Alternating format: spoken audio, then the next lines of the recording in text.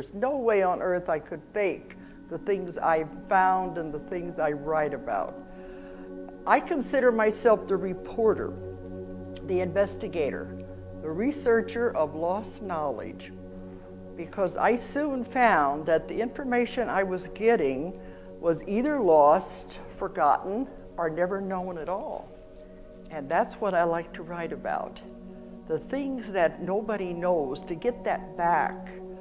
And it began coming with my work. But I am a hypnotherapist, and I specialize in past life regression and past life therapy. But I started 40 years ago. So I've been doing this a long time. Back in the 60s.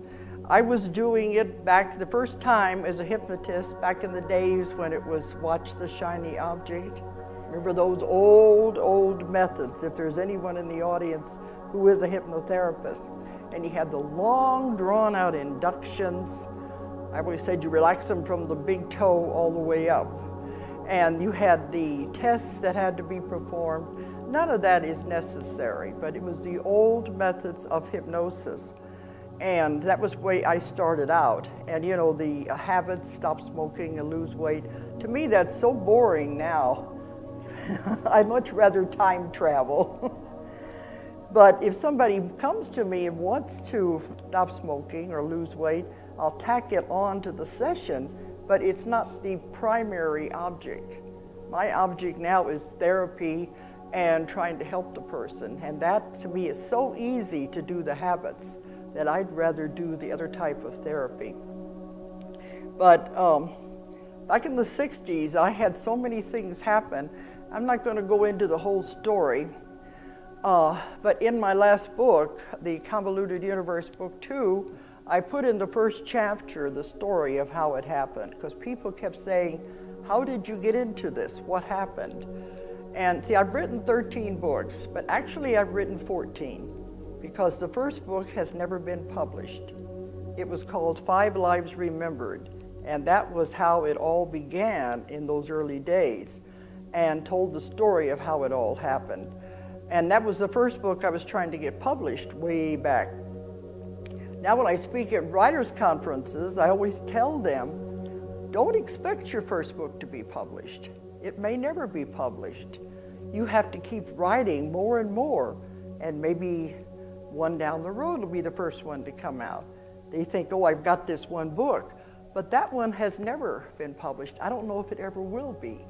People say it should be because it tells the beginning. But to me now it seems so mundane and ordinary compared to the adventures I've had since then. But it does tell the story of how everything began. And that's why in the last book I decided in the first chapter I'll tell the story of how it all happened. I'm not going to go into it a lot, but I had to put everything on the back burner because my husband was almost killed. He was a Navy veteran of 21 years, and he was almost killed, and he ended up being in a wheelchair for 25 years. He was put out of the service, and when all that happened, we had to move, and we moved to Arkansas, of all places. But there's a whole story of went on in there, because my first exposure to reincarnation, past lives happened back in the 60s. But I had to put everything on the back burner when that happened to my husband. And he really shouldn't have lived because he was just, his body was crushed and his face was torn apart. And it ended up that he was in braces, he was partial amputee, and he went into a black depression where he didn't want anything to do with anybody for years. So we had a lot of rebuilding to do at that time. That's what who was it, OT or one of you were talking about, Justine, we all have our challenges. We all have the things we have to face. That's life. I don't think you can live very long without going through these things that you have to experience. That's what life's all about. The tests and the challenges and how do you come out of these things. Because when I do some lectures, especially on life after death, I tell people everyone has bad things that happen to them. But did you learn anything from it? If you learned even one thing, That was the reason for the whole experience. And I could do a lot of soul searching to find out what happened with mine, but it turned me into a completely different person. From an independent, ordinary housewife taking care of 4 children and a husband in a wheelchair into what I do now. I would never have suspected it would have gotten it into this. But that's all part of growing and changing. Some people tell me, oh, they're not even my age, and they'll say, oh, my life is over. The children are all grown, they're gone. I don't have any life anymore. What am I going to do? I said, your life could take a 180-degree turn. You could be doing something you would never have thought of. Your life is just beginning because now you're free to do anything you want to do. And they don't think about it that way, because that's what happened to me. Mine went in a totally different direction, but it had a lot of bumps along the way. But anyway, I had to put the hypnosis and the past life regression and everything on the back burner when I moved here, because it was mostly concentrating on my husband and the family. And it was the 1970s, the end of the 70s, when I finally was able, the kids were grown, they were going off to college, they were getting married. Then it's like, what are you going to do with the rest of your life? The empty nest syndrome. I decided to do something different than what the average mother would do. I wanted to get back into hypnosis.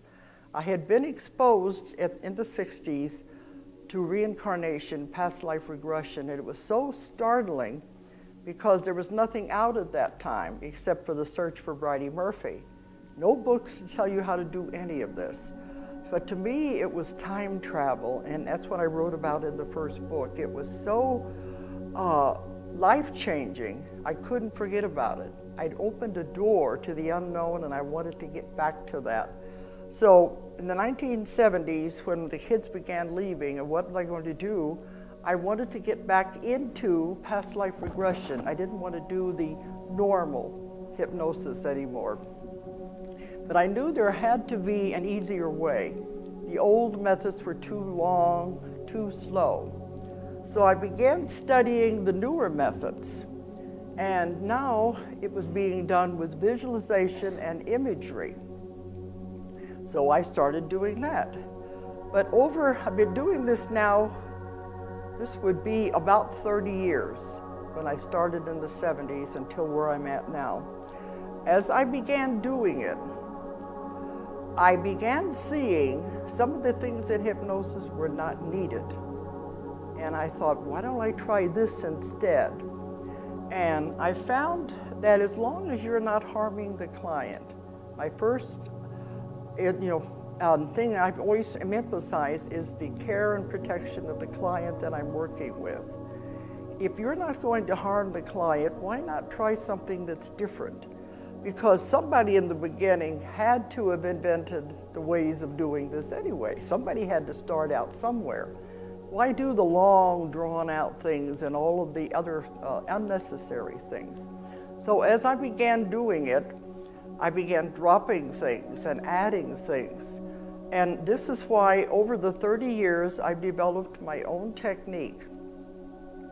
And it has been proving to have astounding results, because I'm now able to have contact with the subconscious mind. I call it the subconscious, but it's more like OT has talked about. It is the oversoul, the higher self, the higher consciousness, whatever you want to call it. Through the technique, I've been able to tap into that part. Now, in normal hypnosis, they're able to talk to the subconscious by hand movements. They'll say, raise one finger for yes or one for no, which is very slow and time-consuming. Why do that when you can have the subconscious talk back to you and give you the answers? But now I'm teaching this to psychiatrists and psychologists all over the world. They said, we never thought of that. They didn't think it was possible to do that. But that's where the answers are. All of the answers are in this higher self. Why not go to the part that has all of the answers and get it from them? But what I was doing in the beginning was just, I call time travel. I was taking people back into the past lives. And in Arkansas, people kept saying, where were you finding your clients?